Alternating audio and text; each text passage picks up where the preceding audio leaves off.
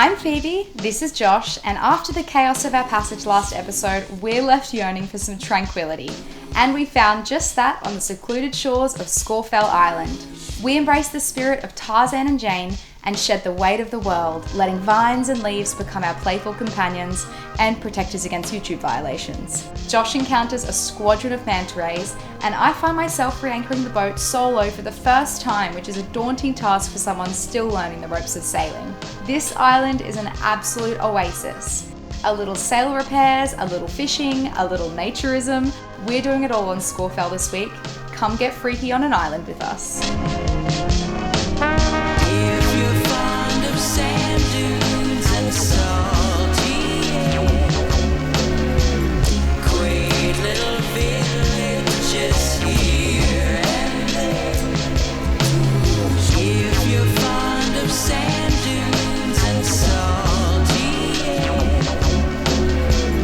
quaint little villages here and there. If you're fond of sand dunes and salty air, quaint little villages here and there. If you're fond of sand dunes and salty air, quaint little villages here and there. If you're fond of sand dunes. On our way to go for a little explore around this island, there's one other boat here, naturally, and they're naturalists. They came by to say hello today completely naked, and we loved it because, you know, haven't met too many crew like that, and that's what we're doing all the time anyway, so it's lovely to meet them. They're super cool. There's a really beautiful beach around the corner in the other bay, so we're going to go check that out, but yeah, it's just us and naturalists. They're going to head off tomorrow morning to the Great Keppel, so we possibly might have this whole island to ourselves, which we're really excited about. And this is the first anchorage as well, where we can go about our morning chores and not worrying about our boats spying on us or being a little bit funny about it. I mean, I'm nude all the time. Oh, this place is crazy! Last night, this anchorage was full of yachts. Oh, hold on, let me get a smaller one. Sweetheart, that's not gonna cut it. Peru, is that what it's called? Peru? Yeah. Nature's Peru. That's amazing, babe. That looks so good. That's good. Thank you. Oh, a nest. Beginning of a green ant's nest, or is it spider? I'm not sure. I hope it's not green ants. Kind of a. Yeah, you need a little lap part for the back. Yeah. You need one too. I'm cheating though because I got a bikini on. Oh, look at all the ants. Where the bag is? Yeah. Green ants. The No, they're not. There was one on the back of it. There's one on the bag. Yeah, well I gotta put it on, I don't want. Hold on, stop, let me get it off. He's like, oh! The ants are like, Kyle! No! Stop, babe, you're taking him too far from home. I just want to stop. Babe, stop, let me brush it off. Let me get... Kyle? There you go. Be free. Bugger off. That's it. Be I think free you and- put the bag on Kyle. No, yeah. No! Let's find you something to wear so we can keep exploring. Okay. It's so nice to be styling you. Where do you want? I'm gonna have this. So, oh, maybe I'll do it around the other way.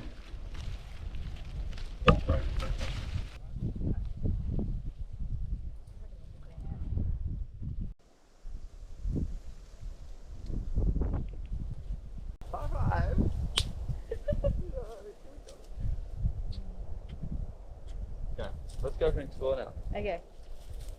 I got a bit more to work with Yeah. than you do. You got a full. You go right ahead. I'll catch up. Yours is a full output. No, you'll be right. Right.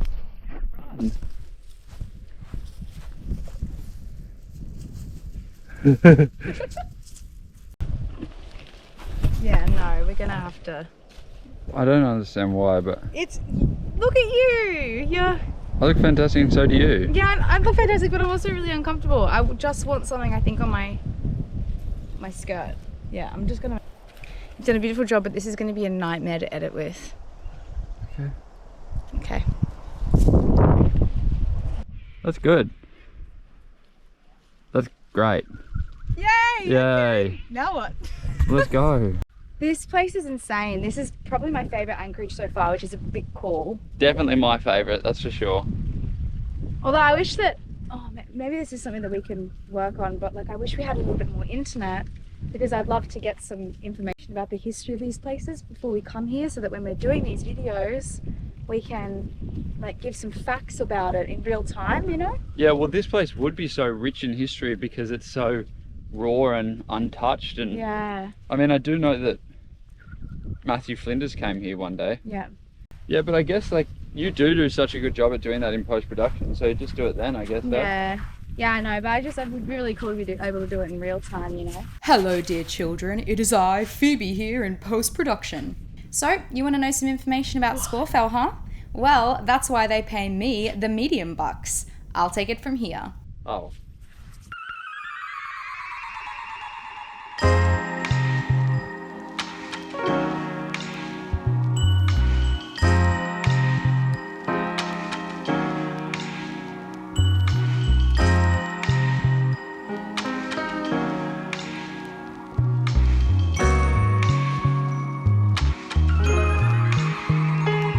Scawfell is the largest national park island in the South Cumberland Group, and it's 37 nautical miles off Mackay. Sadly, there isn't a lot of information available about the Indigenous Australians that would have inhabited the island, as they had been in all of Australia for 60,000 years. So instead, I'll take us back to when Captain Cook identified it 254 years ago.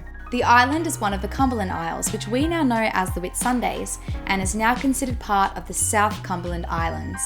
During his circumnavigation of Australia on the Investigator, Matthew Flinders named it L Island, L as in the letter L, in 1802.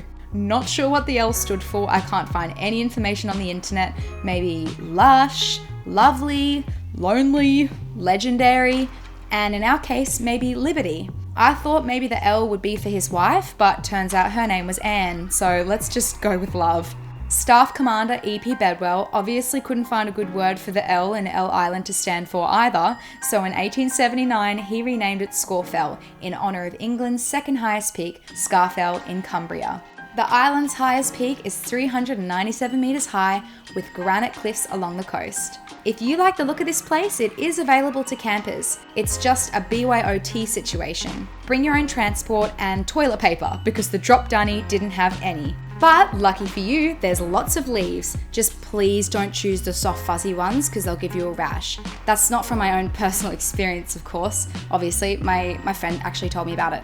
Anyways, back to the island. Being northwest facing and with a horseshoe shape, it's a relieving anchorage for yachties seeking refuge from the southeasterly trades. We were lucky enough to have the island to ourselves until the Wildcat tourism boat from Mackay showed up and probably gave the tourists with binoculars a trip that was worth the money.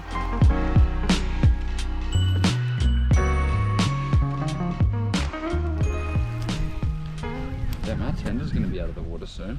Yeah, No. tide stopped a lot. It's not No, good. it's not good. We'll head back soon. If this island had fresh water, I could easily see myself perching up at this anchorage for a very long time. Long time, yeah. There's Long time. no coconuts though that we've seen. No, well, we did see that random stray coconut, but there's no coconut trees anywhere. That would make this, yeah, that would be really fresh special. water. Oh, it could Maybe. be brackish. Let's go have a taste. There must be some seriously high tides here. Look at the way it just rips in. This is beautiful. It's a bit spooky. It actually reminds me a little bit of do you remember in Lion King where it's like the boneyard where all the Yeah, dead, the wasteland. yeah, the wasteland, and it's like, he was like the Shadowland. What about that shadowy place? Must never go there. Oh, that's a bit cute. Just found a really cute little hideaway, but the thing is, Once I take this off, it's not going back on. I can see your wheelie from the side. NSFW, not safe for Willy. Well, let's go check out the water and then we'll come back here and then we'll do a nudie walk back to the tender. Okay.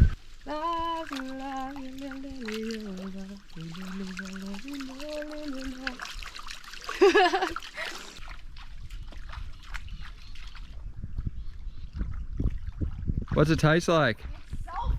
It's salt water. Yeah, and stagnant too.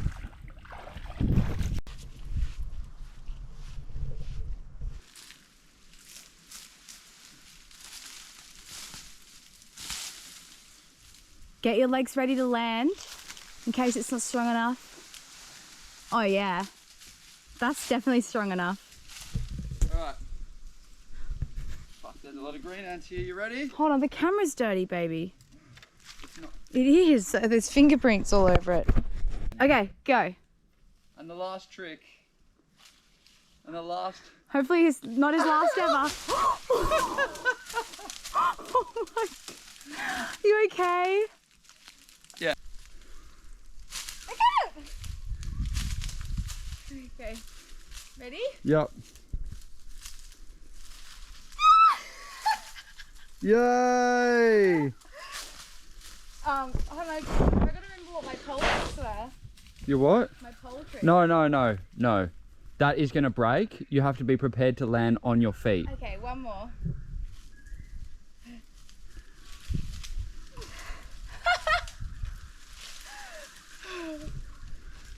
Oh my God, you gotta I'm covered in ants, Phoebe. Let's get out of here, yeah. It's time to step out into reality. Look.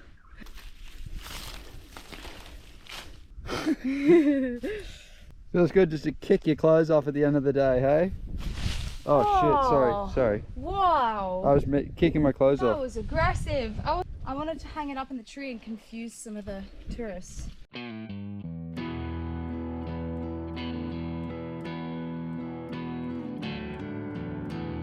So, after an afternoon of doing exactly what you think 25-year-olds alone on an island would do, play noughts and crosses in the sand, obviously, we thought it was time to head back and get some dinner.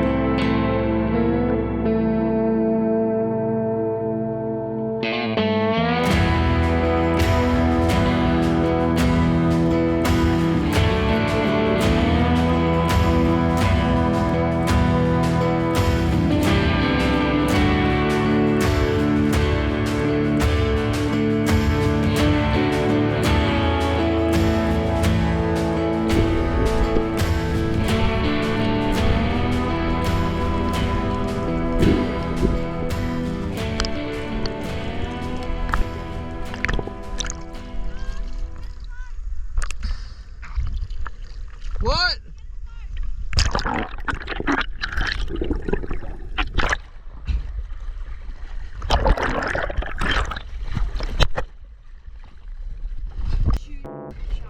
Whereabouts? Oh shit. Do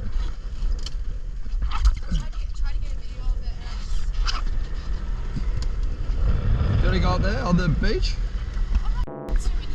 Okay. As you would have seen on our last passage, a bit of webbing from the mainsail that connects just above the third reef batten to the car that travels along the track for the mainsail let go. And Phoebe's actually editing the rigging video at the moment, and she saw that this was the same one that Darren warned us about. I actually didn't get to repair it, so I think that's a pretty significant stuff up, to be honest, but anyway, just gonna wear it and learn from my mistakes. Again, what's worse than something happening is knowing that you should have fixed it and being told you should fix it. So anyway, so this is an example of how the webbing is, and this is where it's supposed to be on there. So I'm gonna be repairing that and rejoining it. I've got my webbing, some twine and a needle. So the webbing's in now. I've doubled it up and wrapped it around twice through the car that's on the track and our fitting that connects to the mainsail that is actually screwed into the fiberglass batten, and that's just above our third reef, so it's about in the middle of the sail. So now what I'm going to do is sew through these two sections there. So I'm just going to go off what Vernon explained to me and his first-hand experience with it, going through, coming out, around, and then I'll pull it tight and go through again, and I'll use up all my twine like that, and then I'll do the same on the other side and come below, and hopefully that works. So the top wrap is completed and now I'm just doing the bottom wrap. So for me, the most challenging part is finishing these whips. You've got to tie the ends to make sure they stay secure, because otherwise it's only as good as the weakest point, and that is the weakest point. So I've passed it through once and created a loop that I've gone back through.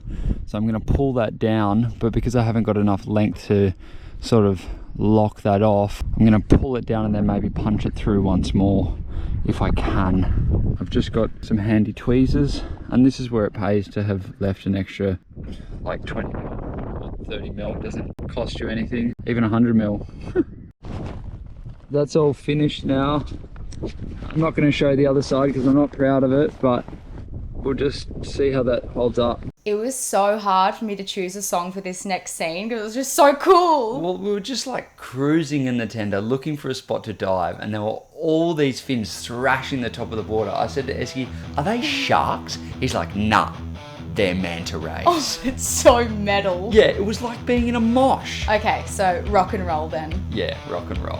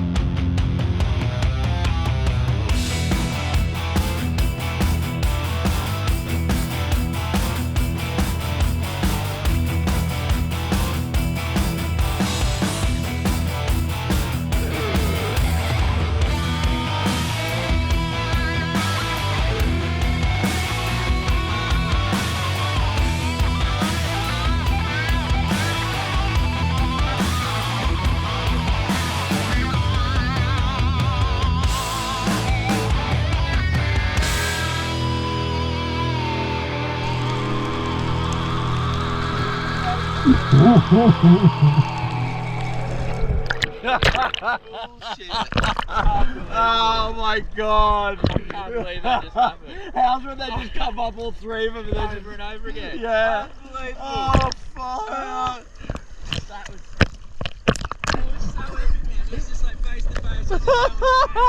Yeah!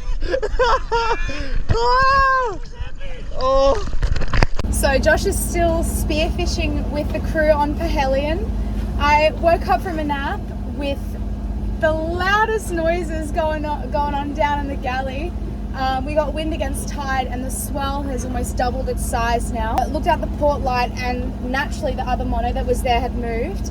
And there's one of the mono there, John, but he's on a manual winch. And I remember him telling Josh that he was forced to stay at the Percy Island once everyone had left because he's a manual winch and there was another boat there that was unmanned and he didn't feel comfortable pulling up anchor in those conditions while no one else was on the other boat. So I think, yeah, he's just pulled up his anchor. Oh, the poor fellow was probably waiting for me the whole day. But I've never helmed the boat. I've helmed the boat without Josh once before. That was when the lure got caught on our friend's boat, Amber and Colleen. So yeah, a bit nervous, but it's in times like this when you get to prove what you're made of. So hope I'm making the right call. So now I just got to try and find a place to re-anchor. Might squeeze in next to Pahelian, and thankfully we went on an explore yesterday, so I know what this I know where all the bommies are and I know what this reef looks like on a low tide. Thankfully I am arriving on a low tide. Okay. Hectic conditions.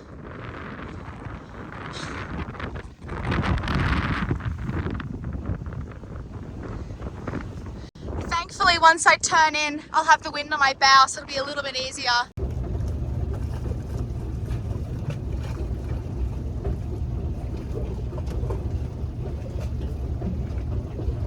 Okay, so we're in 8 meters of water, which is good, and we're on a low tide. We're in the lee of this island, and it looks like we're a little bit more protected from the swell too, because it comes and wraps around this point. So,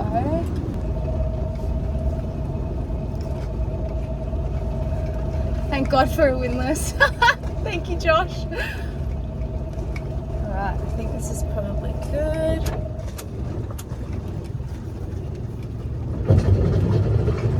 Set the anchor alarm.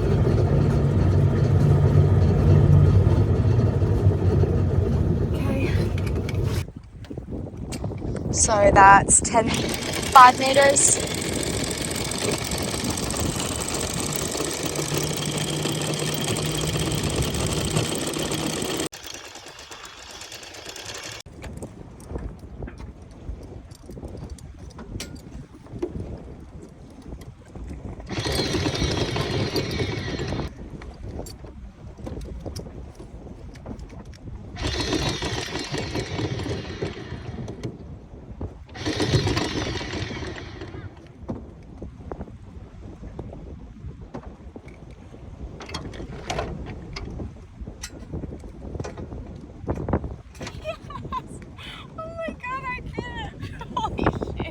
I had to re-anchor because I got a bit too close to naturally. Oh my god, I can't believe I did it. Oh my god, I wonder what he's gonna say. Here we go. I didn't do the snubbler correctly, but that's okay. I didn't film it because I just was so caught up in the moment, and I also didn't want to have my phone like in their face on arrival, but I got a big cheer from the boys. Josh, I could see how proud Josh was. That makes me so happy. And I also got a really big cheer from Sandra and Calvin. They were the ones on Naturally that were anchored next to me that had moved because of the conditions. And they would have seen me drop the anchor the first time they came out on the deck. Fenders ready probably because they could see how close I was. And then they saw me lift it up a second time and move 15 meters further away. I grew up by the ocean, but I haven't grown up on the ocean, so navigating a vessel like this and sailing is all extremely new to me, and I still have a long way to go in terms of confidence in my abilities, but it's times like this where you really get to prove to yourself and really show up for yourself. And yeah, I think I really did that today. I feel really stoked, and I feel safer knowing that if anything does happen and I do need to operate Innerbloom on my own, I can do that even in really hectic conditions. So yeah. Thank you so much for watching and hanging out with us this episode. It was heaps of fun. Hope you're feeling really relaxed and peaced out because you'll need it. Next week, we're sailing to Brampton Island. We sail through some hectic winds, lots of rain, but with a smile on our face this time, so that's nice. Brampton Island is absolutely stunning. We can't wait to share it with you, and we'll see you then.